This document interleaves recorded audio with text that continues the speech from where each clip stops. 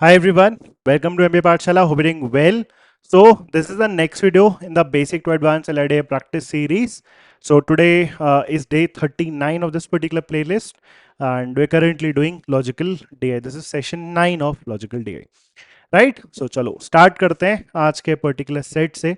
And as always, before we begin, first pause this video right here itself. Try this set first yourself, and then proceed on with the rest of the solution. Right? So I hope you would have tried this particular set. Now let's start understanding what is given in this particular scenario. ठीक है? चलो फिर. So क्या दिया हुआ है हमारे पास? Rajesh has a huge collection of stamps. He has a total of 250 stamps, all either red or blue or green. And the stamps are either circular or rectangular. तो देखो सबसे इंपॉर्टेंट पार्ट एक्चुअली जो इस पूरे set का core idea है ना, वो दो फ्रंट्स पे है. पहले फ्रंट में ये जो लैंग्वेज इसमें इन्वॉल्व करी गई है, जिस तरीके से क्लासिफिकेशन दिया हुआ है, इस क्लासिफिकेशन को यूज करके सबसे पहले तुम्हें इसको बहुत अच्छे से स्ट्रक्चर करना पड़ेगा. Then once you read all the points one by one, तो आपको वो अलग अलग जो भी कॉम्बिनेशंस बनेंगे, अभी हम करेंगे जरा स्ट्रक्चरिंग के बेस पे समझेंगे, बट जो भी आपने कॉम्बिनेशन बनेंगे उसमें वेरिएबल यूज करके उनको सॉल्व करना पड़ेगा थ्रू बेसिक लीनियर इक्वेशन. तो ये पूरे सेट का पर्टिकुलर लॉजिकल डीआई के प्रॉब्लम का कोर एस्पेक्ट यही दो फ्रंट्स पे, structuring and then solving the equations to figure out all the respective regions. तो सबसे पहले इस पर्टिकुलर पैराग्राफ को ही पहले देखते हैं और वापस से स्ट्रक्चर करते हैं and try to remember this structure, because ये बहुत एक कॉमन स्ट्रक्चर है और बहुत यूजफुल है. काफी सारे सेट्स आपको कैट में भी इसी स्ट्रक्चर पे आते हुए दिखते हैं, इसीलिए हम आज के सेट में ये वाला पार्ट डिस्कस कर रहे हैं. ठीक है? तो Rajesh has a huge collection of stamps. He has a total of 250 stamps all across category, सब कुछ मिला के 250 है, ये ध्यान रखना. देन हमारे पास जो क्लासिफिकेशन है यहां पे दिया हुआ है कि तीन कलर है, दैट इज रेड, मतलब कोई भी स्टैम्प या तो रेड कलर का होगा, या तो ब्लू कलर का होगा, या तो ग्रीन कलर का होगा, कोई ओवरलैप नहीं है. तो देखो ऐसा है स्ट्रक्चर करने का तरीका, मैं आपको बता रहा हूं. जैसे तीन चीजें हैं, रेड ब्लू ग्रीन, इसको पहले हमने इधर लिख लिया. ठीक है? Let's say red colour, blue colour and तीसरा हमारा ग्रीन कलर. तीन डिफरेंट हमारे कलर्स है. देन कोई भी जो स्टैंप है आइदर सर्कुलर है या फिर रेक्टेंगुलर है. तो कोई भी, जैसे फॉर एग्जांपल अगर मैं कलर के बेसिस पे समझूं, कोई भी जो रेड स्टैंप होगा, ठीक है, कोई भी जो हमारा रेड स्टैंप होगा वो भी या तो सर्कुलर होगा या तो रेक्टेंगुलर होगा. सिमिलरली कोई भी ब्लू स्टैंप या तो सर्कुलर होगा या रेक्टेंगुलर होगा. कोई भी ग्रीन स्टैंप वो भी या तो सर्कुलर होगा या तो रेक्टेंगुलर होगा. तो हमें दो पार्ट्स क्रिएट करने हैं हर एक कलर में. तो हमने क्या करना है, जैसे ये तीन कलर लिखे हैं ना, एक साइड में सर्कुलर लिख लेता हूं और एक साइड में रेक्टेंगुलर लिख लेता हूं. इस साइड जो भी रेड सर्कुलर वाले स्टैम्प होंगे उनके नंबर्स लिखेंगे, इस साइड जो भी रेड रेक्टेंगुलर वाले होंगे उनके नंबर लिखेंगे, क्योंकि उन दोनों में कोई ओवरलैप नहीं है. ये सबसे इंपॉर्टेंट पार्ट है. अगर ओवरलैप होता तो फिर वो वेन डायग्राम के कॉन्टेक्स्ट में चला जाता. ठीक है? सिमिलरली ब्लू वाले भी या तो सर्कुलर होंगे, ब्लू के कुछ रेक्टेंगुलर होंगे, ग्रीन के भी कुछ सर्कुलर होंगे, ग्रीन के भी कुछ रेक्टेंगुलर होंगे. तो हमने क्या कर दिया, इनको दो पार्ट्स में बाइफरकेट पहले तो कर दिया. देन जब आप पॉइंट्स पढ़ने स्टार्ट करोगे तो तुम्हें एक तीसरा बाइफरकेशन भी मिलेगा फर्स्ट पॉइंट में, and this says all the stamps are worth ₹2 और ₹3. तो कोई सा भी जो तुम्हारा स्टैंप है ना, वो दो टाइप का हो सकता है, या तो ₹2 का होगा या तो ₹3 का होगा. अब इसमें भी समझो, जैसे रेड स्टैंप है, अब रेड स्टैंप जो सर्कुलर होगा, रेड सर्कुलर का जो कॉम्बिनेशन होगा उसमें भी रेड सर्कुलर के भी दो टाइप्स होंगे, उसमें 2 वाले भी हो सकते हैं, 3 वाले भी हो सकते हैं. सिमिलरली रेड रेक्टेंगुलर वाले के भी 2 वाले भी हो सकते हैं, 3 वाले भी हो सकते हैं. ब्लू सर्कुलर वाले के भी 2 वाले भी हो सकते हैं, 3 वाले भी हो सकते हैं. ब्लू रेक्टेंगुलर के भी 2 3, ग्रीन के भी सर्कुलर के भी 2 3, ग्रीन के रेक्टेंगुलर के भी 2 3. तो हम क्या कर सकते हैं, इस चीज को सिंपली यहां पे ना इसको बाइफरकेट कर दो, बस दो पार्ट्स में इसको डिवाइड कर दो. सर्कुलर वाले 2, सर्कुलर वाले 3, रेक्टेंगुलर वाले 2, रेक्टेंगुलर वाले 3. अब सबसे पहले एक चीज मैं आपको समझा देता हूं कि हम कौन से रीजन में क्या चीज लिखेंगे. तो कॉम्बिनेशन याद करो, स्टार्टिंग में मैंने वर्ड बोला था वो इसीलिए था, बिकॉज जैसे मैं आपको तीन चीजें है ना, रेड कलर, शेप सर्कुलर या फिर रेक्टेंगुलर, या फिर प्राइस 2 या 3, तो इन तीनों को मिला के कुछ भी कॉम्बिनेशन बन सकता है. For example if I think of a random combination कि चलो ग्रीन सर्कुलर 3, तो I should have a place जहां पे मैं रेड सर्कुलर 3 का नंबर लिख सकता हूं, या जो भी मैंने कॉम्बिनेशन अभी बोला था. फॉर एग्जाम्पल रेड सर्कुलर 3 का नंबर मैं यहां लिख सकता हूं, रेड है, सर्कुलर है और 3 है. For example you could say a random combination like blue rectangular 2, तो ब्लू रेक्टेंगुलर 2 का नंबर मैं यहां पे लिख सकता हूं. ठीक है, तो तीनों मिला के कोई भी कॉम्बिनेशन अगर बनेगा तो उसके लिए भी मेरे पास जगह है. कभी भी अगर मेरे को बोला जाएगा टोटल नंबर ऑफ रेड, तो टोटल रेड का मतलब ये चारों नंबर हो जाएंगे. ठीक है, टोटल सर्कुलर की बात करा जाएगा तो ये पूरा हो जाएगा, इस लेफ्ट साइड वाला सारे के सारे 6 वैल्यूज, ये पूरे 6 वैल्यूज है ना. सर्कुलर 3 वाले अगर बोले जाएंगे और कलर स्पेसिफाई नहीं करा गया है तो फिर ये तीनों वैल्यूज हो जाएंगे. सर्कुलर 3 वाले कुछ भी हो सकता है, रेड भी हो सकता है, ब्लू भी हो सकता है और ग्रीन भी हो सकता है. So remember this particular structure. ये तुम्हारे आधा प्रॉब्लम तो सॉल्व कर देता है. Doesn't look like half, but ये बहुत एक क्रूशियल पार्ट है, बिकॉज जब आप स्टेटमेंट पढ़ने स्टार्ट करेंगे तो काफी इंफॉर्मेशन वगैरह मिलेगी, but will have a proper place for writing everything. ठीक है, now let's start reading all the conditions one by one. Let's do this. So, let's read the first condition. Second condition. Total number of red rectangular stamps is equal to the number of blue circular stamps of ₹3. किसकी बात कर रहा है? Red rectangular stamps का total. Now, red rectangular stamps का total is this plus this. Those two values combined is equal to the number of blue circular stamps of 3. Blue circular of 3. तो blue circular of 3. ठीक है, तो ये दोनों का जो मिला के सम बनेगा वो अकेला इसका वैल्यू है ना. How do I represent this? For example अगर मैंने अभी मान लो भी ऐसे बोला कि ये ए है और लेट्स से ये बी है, तो यहां पे मैं क्या लिख सकता हूं? This will B A plus. Values अभी हम ब्रेक नहीं कर सकते तो छोड़ो, कोई नहीं. Second point is done. Third point, the number of green circular 2, green circular 2, this value is equal to the sum of the number of red rectangular 3 and blue rectangular 3. So ये वाला जो वैल्यू है green circular 2 वाला is equal to the sum of the number of red rectangular 3. Red rectangular 3 is already written as B, वो B तो लिखा हुआ है, and the number of blue rectangular 3, blue rectangular 3, this. So A B already use कर चुके हैं, ये वाला वैल्यू this plus this का सम है. Let's use C.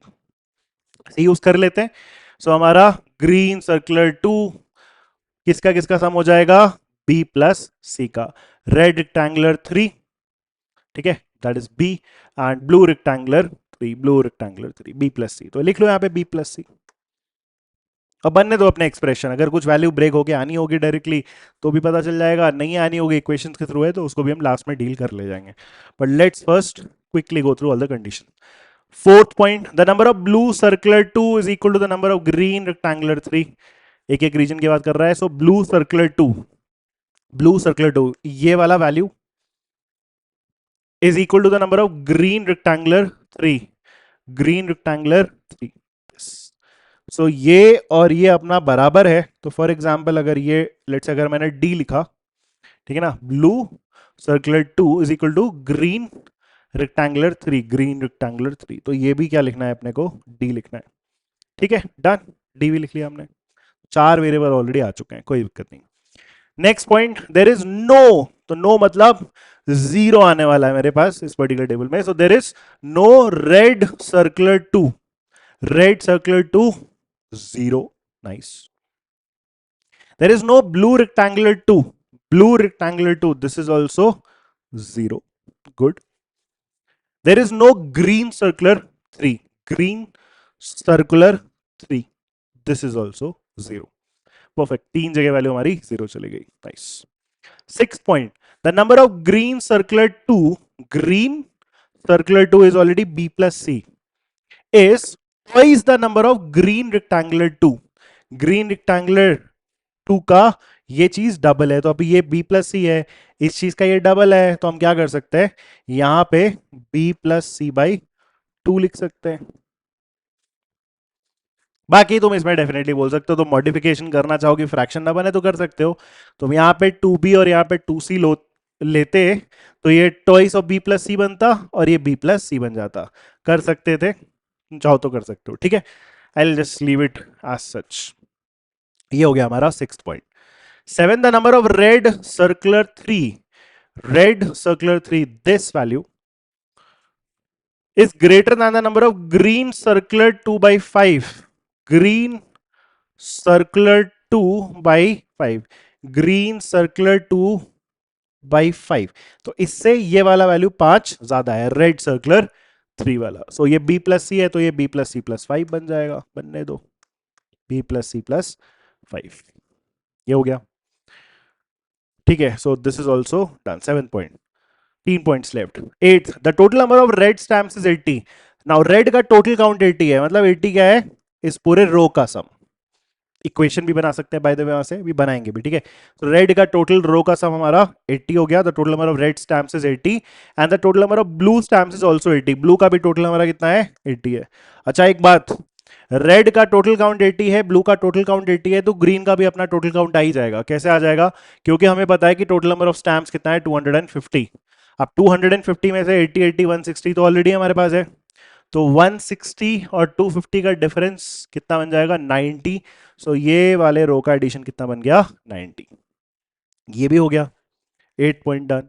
Ninth, the total face value of the green stamps is student. Now face value आप समझना, face value मतलब टोटल स्टैम्प्स का वर्थ, किसका, ग्रीन स्टैम्प्स का। आप देखो ग्रीन स्टैम्प्स का टोटल वर्थ होगा कितना।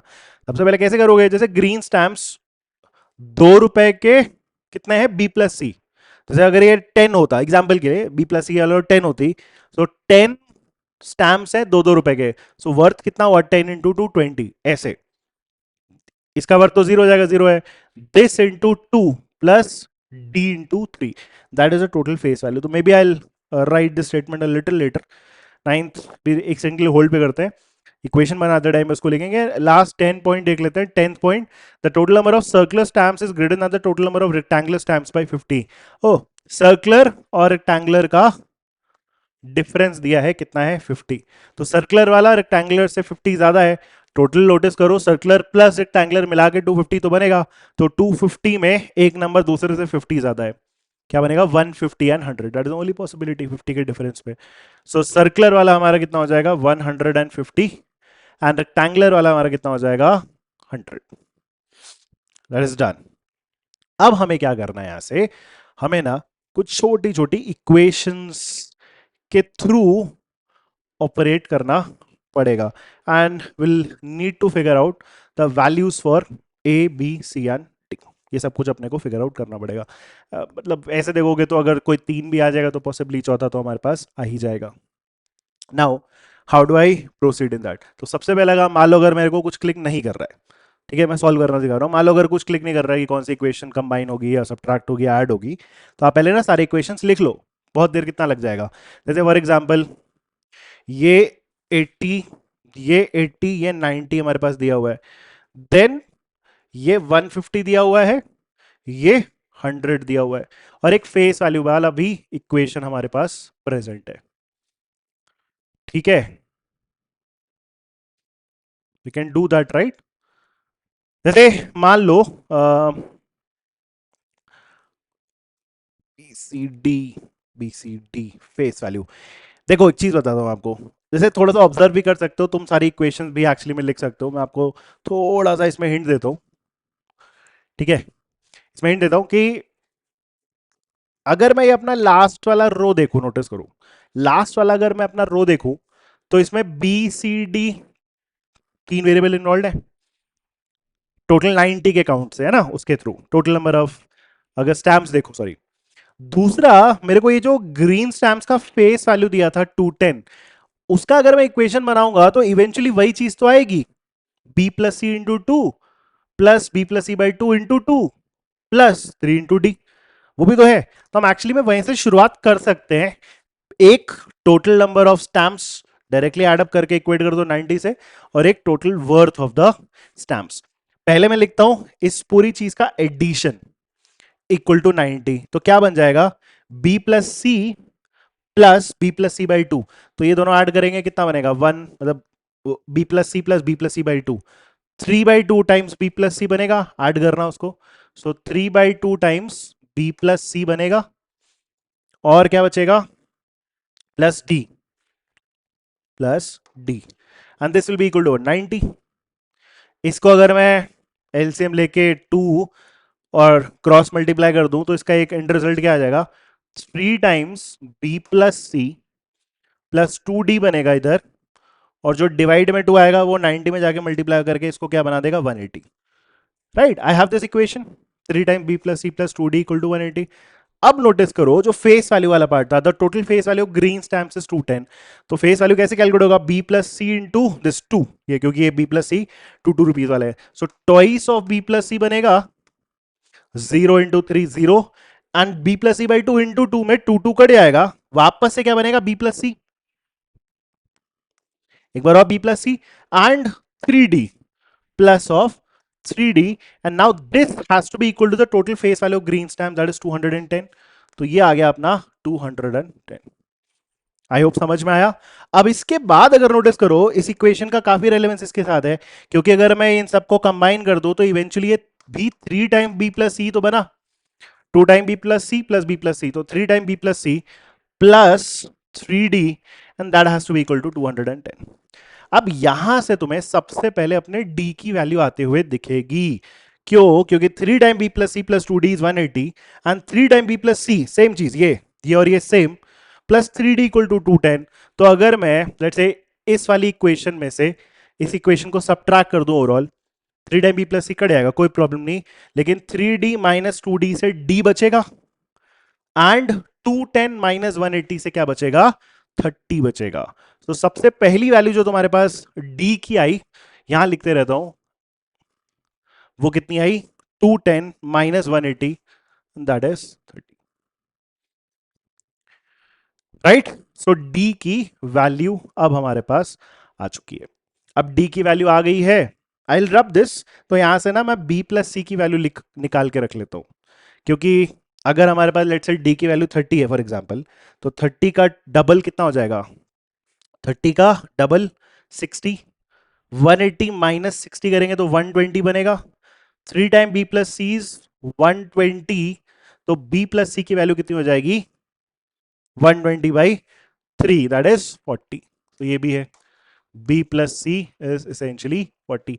मैंने क्या करा, मैं फिर से रिपीट कर दे रहा हूँ, d की वैल्यू 30 आई, इसमें उठा के प्लग इन कर दो, 30 का double 60, 180 minus 60 would be 120, 3 time B plus C is 120, तो b प्लस सी कितना हो जाएगा, 120/3, 40, तो b प्लस सी की मैंने 40 वैल्यू लिख ली। ठीक, अब ये पार्ट मैं थोड़ा सा यहां से रिमूव कर रहा हूं, इतने का काम तो हो ही चुका है, डी की भी वैल्यू मेरे पास आ ही चुकी है। अब हम कुछ और इक्वेशन पे फोकस करना चाहेंगे ताकि हम क्या निकाल पाए, A B C and A B C निकाल पाए, क्योंकि डी तो निकल चुका है। और क्या इक्वेशन अब आप यूज कर सकते हो,